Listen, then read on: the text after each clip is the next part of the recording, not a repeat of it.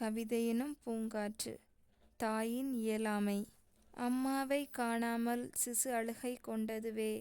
கம்மா கரையோரம் அதைக் களைந்தாள் வழியின்றி. காட்டில் இட்டாளோ கருணை காட்டாமல் விட்டாளோ. வீட்டில் இருந்தாலோ குளவி வீறிட்டு அழுதிடுமோ.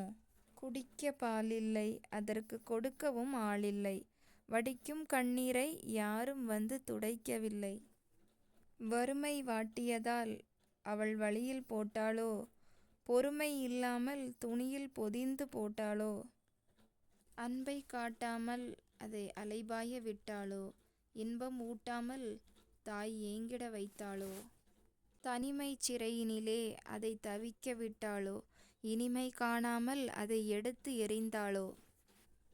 கள்ளிப்பால் கொடுக்கவும் அவளுக்கு கல்மனது வரவில்லை.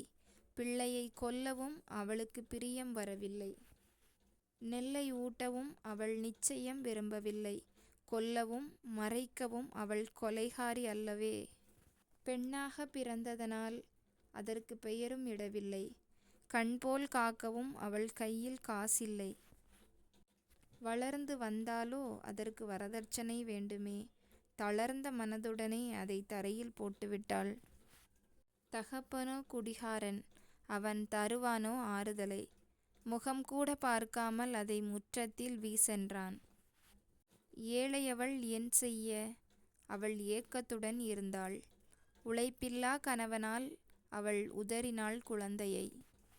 தனவான் கண்டார் அதைத் தனதாக்கிக் கொண்டார். தனவான் மனைவியவள் அதற்குத் தாயாக வாய்த்தாள். தாயிழந்த பிள்ளைக்கு உடன் தாயும் கிடைத்துவிட்டாள். வாய்பேசா பிள்ளைக்கு நல்ல வாழ்வும் கிடைத்தது. குழந்தையில்லா தம்பதியர் அன்று குழந்தை பெற்றனரே. மழலைக்குப் பெயர் சூட்டி அன்று மகிழ்ச்சியில் திளைத்தனரே. நன்றி.